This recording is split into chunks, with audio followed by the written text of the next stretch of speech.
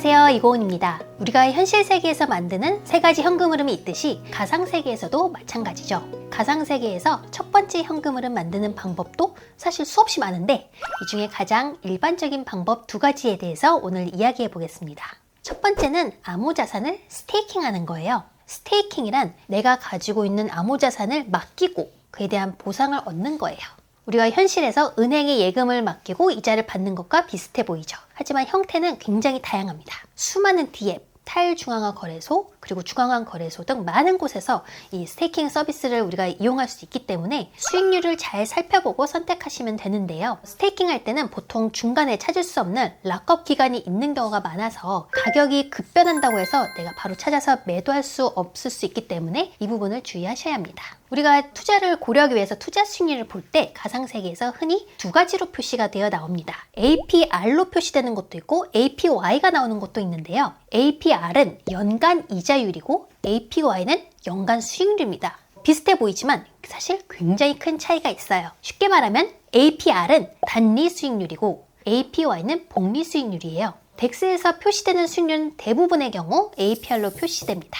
이거는 단순하게 자산을 맡기고 아무것도 안 하고 1년이 지났을 때 수익률이죠.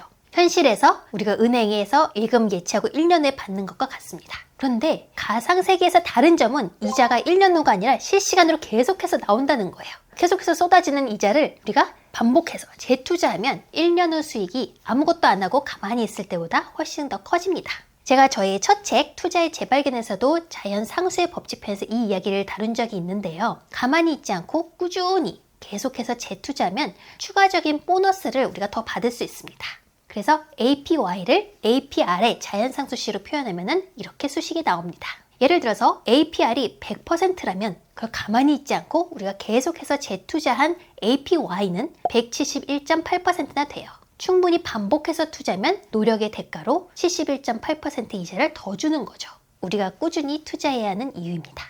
가상세계에서의 투자 수익률을 보다 보면 가끔 지나치게 높은 APR을 보기도 하는데요. 해당 DApp이 너무 초기 단계이거나 토큰 가치가 별 볼 일 없거나 할 때 그럴 경우가 많아요. 높은 APR에만 혹하지 마시고 그 DApp이나 토큰이 믿을 만한 가치가 있는지를 잘 살펴보셔야 합니다. 두 번째 방법은 이자 농사 또는 유동성 채굴이라고 불리는 LP를 이용하는 방법입니다.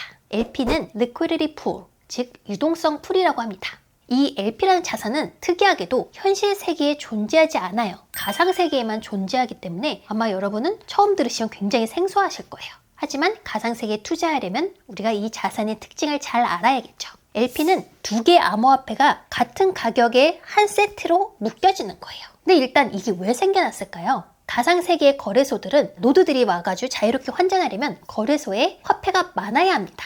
누군가 거래소에서 달러 스테이블 코인으로 나는 이더 10개를 사겠어 라고 교환하려고 했을 때 이 거래소에 이더가 충분히 있지 않으면 그 거래가 안 되겠죠. 그래서 LP로 두 자산 한 세트로 묶어서 탈중앙화 거래소가 필요로 하는 유동성을 공급해준 대신에 우리는 거래 수수료를 받는 것. 이게 암호자산을 보유하면서 현금 흐름을 일으키는 투자가 됩니다.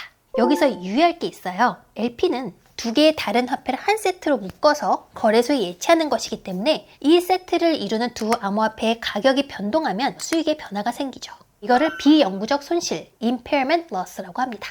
LP는 두 암호자산이 1대1로 묶여요. 둘의 가격이 같아지도록 개수를 조정합니다. 만약 두 암호자산을 묶지 않았을 때 더 수익이 컸을 텐데 라고 한다면 비영구적 손실이 발생한 거죠. 일반적으로 LP는 달러와 같은 가격을 유지하는 달러 스테이블 코인 하나 그리고 다른 코인 하나를 세트로 합니다. 예를 들어서 이더와 달러 스테이블 코인을 한 세트로 한 LP가 있어서 이더 1000달러 그리고 달러 스테이블 코인 1000달러 이렇게 묶였다고 할게요. 근데 그 후로 만약에 이더의 가격이 오르면 스테이블 코인은 이거는 그냥 달러니까 그 세트의 가격을 유지하기 위해서 이더를 매도하고 달러를 더 삽니다. 그러니까 LP 내에서 이더의 개수가 줄어들고 스테이블 코인 개수가 늘어나는 거죠. 예를 들어서 이더의 가격이 2배 올랐으면 LP로 안 묶고 있었을 때보다 5.7%의 손실이 나는 셈이고 이더의 가격이 3배 오르면 13.4%의 손실이 나는 것처럼 보입니다. 가격이 오르거나 내리면 결국 손실인데 그럼 우리가 LP 투자를 왜 해야 하지? 이런 생각이 드실 거예요. 그런데 여기서 생각해 봐야 할 점이 두 가지 있어요.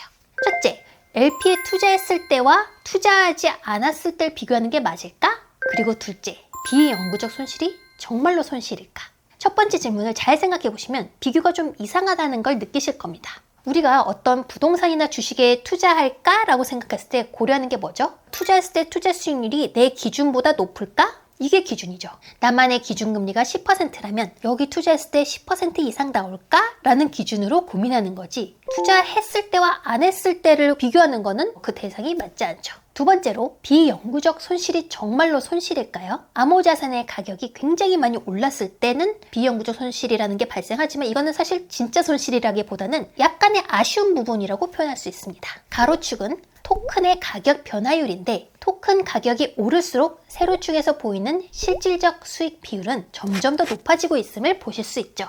특히 K 변화율이 4 이상인 경우에는 LP에 묵지 않았을 때부터 더 높은 수익이 나옵니다. 그럼 여기서 K 값을 변화시키는 건 뭘까요? 바로 APR입니다. APR은 LP의 연간 이자율이에요. 앞서 우리가 APR과 APY의 차이점을 알아봤죠. 꾸준히 반복해서 투자하면 APY는 APR보다 높아집니다.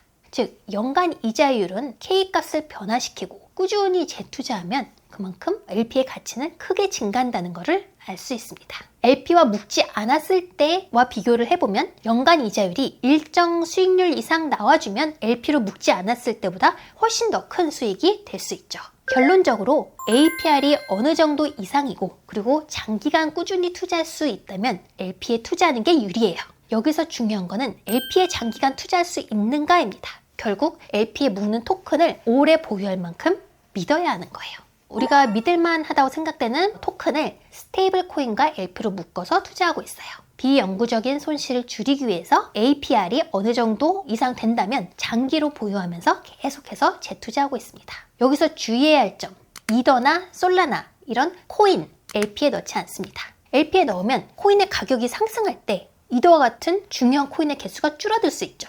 제가 지난번에 코인과 토큰의 차이 말씀드렸는데요. 그래서 이더와 같이 개수를 보존하고 싶은 코인은 저는 LP에 넣지 않고 주로 레버리지를 이용해서 세 번째 현금 흐름을 만들고요. 이 레버리지를 이용해서 산 토큰으로는 LP 투자합니다.